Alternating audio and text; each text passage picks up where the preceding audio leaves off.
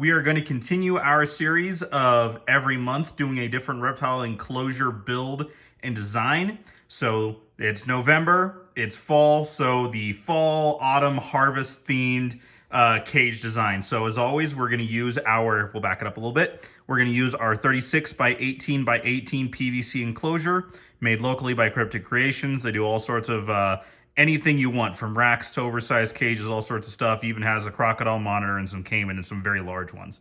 With that being said, let's get right into this. And so, last month was October, so it was Halloween. It was the spooky season. So we had skulls and graves and a bunch of really cool stuff like that. So this is the fall. Sorry for the shaky cam. I traded off the little gun in my hand. So for fall, this is, the harvest one. So we're going to come in here a little bit. And so we're going to keep in mind that a lot of this stuff can be washed, it can be replaced, and this is just for different ideas of how to do one.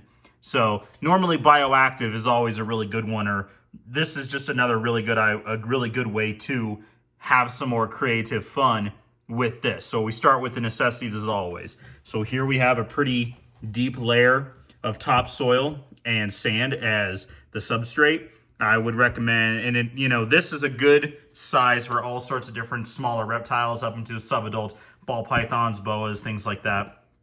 Eventually you'll want to upgrade for some of the adult different species of that. But so, we start with the basics as I said before. So here's the nice deep substrate. We have a decent amount of space in here. We have an ultraviolet light bulb up there. It's a T5 Acadia.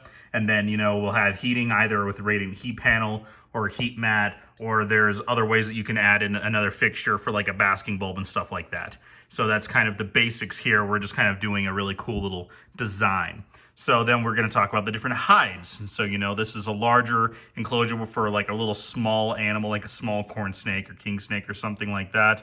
And so here we have one little of the hides that you've seen me use many times before. It's one of those cool dishwasher safe bowls that I've used a soldering pen to cut a hole into. So there's a traditional hide. And then over here, we have another cool, this is like a little ceramic pumpkin that's acting as a hide under there. Here's a traditional little half log that we see all the time. A little piece of cork bark that they can get under. Back here, this really cool, like little lattice fence thing right here that acts as kind of this really cool thing you'd have hanging on like a door or a wall somewhere, is acting as an additional hide. And so if this was going to be what you're deciding to do for your actual enclosure, one side, maybe this side will be the warm side, this side will be the cool side. So you have hide on the cool side, hide on the warm side, and then as well as all this cool leaf litter acts as an additional place for those cryptic animals, the snakes that we keep, to get away and hide in. So from there, a water dish. This is it's a ceramic dog bowl, so it's animal safe. It's heavy bodied, so it can't be flipped even if you put a stronger animal, because you can even put lizards or something in here too. I usually do most of my stuff with snakes in mind, because I'm the snake guy. But you can absolutely do really cool stuff with different species of lizards as well. Maybe not everything in here, because some of these are a little bit more digestible for lizards, or more apt to being swallowed by lizards, I should say. And then so we have the bowl, the substrate, the hides, the light, the heating we've talked about. So let's talk about some of this other really cool stuff.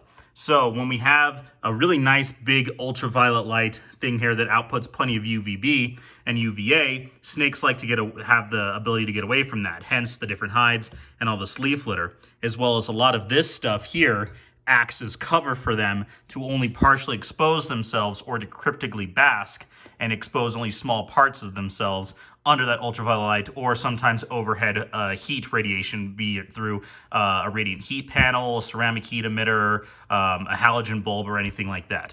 And then we have a bunch of really cool stuff in here. So we have artificial squash, because it's the harvest, pine cones, apples, plenty of really cool plants from the Dollar Tree, from Walmart, from a bunch of really cool stuff. And then we have, a couple branches that were harvested, cleaned, bleached, baked, as well as a deer antler that went through the same process, because, it's the harvest, it's fall, it's the rut. Deer and elk and moose and stuff are doing other stuff.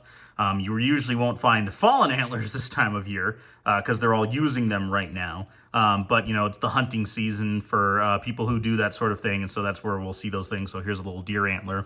As well as in the back, those are actual corn stalks. And we did kind of the same treatment like we would for wood. So the corn was baked at a high temp for a long period of time. and to hopefully remove all the bacteria. I don't know if I necessarily recommend putting the corn stalks in there if this is in fact what you truly did want to do as your build. I know they sell artificial ones, but because we grew a few things of corn here on the ranch this year, I decided, hey, let's throw those in here too. The one thing I will say that I do not recommend putting in here we did some Indian corn, this really cool corn that we just decided to throw in here for purely display purposes. So that is the one disclaimer here, is that I would not recommend putting this stuff in here because I can't heat treat it or clean it, because it will start to break apart and dissolve if I were to treat it like with a bleach or a cleaning solution like we do with some other things. And if I bake it, it'll turn into popcorn. So these guys, they were just kind of hand washed and checked over for parasites, but this won't actually house snakes. This is purely for display purposes, but they also sell artificial Indian corn. I just like this stuff, and it was readily available, and I thought it looked really cool. But you can see it has a bunch of really cool stuff. Oh no, I knocked it over. But either way, just kind of pop that back up. This will be coming with me to the Loveland show here in the next couple weeks if you're watching it whenever it first comes out. If not, hey, hopefully you guys actually stop by and we said hi, and we got to chat a little while, and you got to see this really cool build in person. So all this is going to get moved around when I move it, when I take it up to Loveland, because we're down here in southern Colorado. So that'll be, I have to rearrange this whole thing for when it actually comes time to being seen in person. But let's talk a little bit more. I still got a couple more things to kind of show off. So if we look under here, under all this artificial leaf litter, because I literally found a couple packs that were just these leaves to act as decor. So that worked really well. But I also have some pieces of aspen wood here that was, treated and baked the same way. And then these cool, like little glass beads of these pumpkins. And I thought I had some acorns in here too, but maybe not. Maybe I forgot to throw those in here. I think they ended up in my box of just miscellaneous enrichment. And then some apples and squash again. That's really cool. So hopefully you guys enjoy this video. This is essentially a way for you to get more creative with how you design and do these enclosures and still maintain, all the needs that they have to provide the proper husbandry for your animals. So it gives you all of the requirements that you need. As I said, at this point, I think this will be the third time, but the substrate, the lighting, the heating, the security of the cage, the ability to hold humidity, hides, water dish, and then climbing branches, places for them to get away. The heating, it provides a good temperature temperature and heat gradient for them to allow to be able to move from one side to the other while still being able to get all their needs and things that they want. So hopefully you guys did enjoy this video. If you are in the Colorado area, or if you want to come see this enclosure in person, I'll be bringing this with me to the Loveland Show Me Snakes, or Show Me Your Reptiles, Show Me Snakes, whichever. One up in Loveland in a couple weeks, and that is, I think, November 12th. I'll try to remember to put it up right here if you guys want to check that out. We'll be doing a bunch of other really cool educational classes, including, stuff about living soil systems and isopods. And Lori Cherini will be there to speaking about reptile behavior. So if you want to go check that out and listen to some of the really cool presentations we'll have, our friends Braden Exotics will be bringing a couple of their animals that we'll be showing off. So you'll see more than just the stuff that I have all the time that you see on my videos. So hopefully we'll see some other really cool stuff in person. But again, hopefully you guys enjoyed this video. Just hopefully maybe gave you an idea of to do something really cool and unique with your own enclosures. And this can be adapted in lots of different ways. It can be much smaller, much larger, all that other really cool, fun jazz. So again, hopefully you guys enjoyed this video. If you guys have any questions, comments, concerns, anything like that I didn't cover in this video, or anything you'd like to see me or hear me talk about in other videos, please let me know down in the comments. You can email me, Facebook, Instagram, all that jazz. I am really not good about TikTok, but hey, there's a couple on there.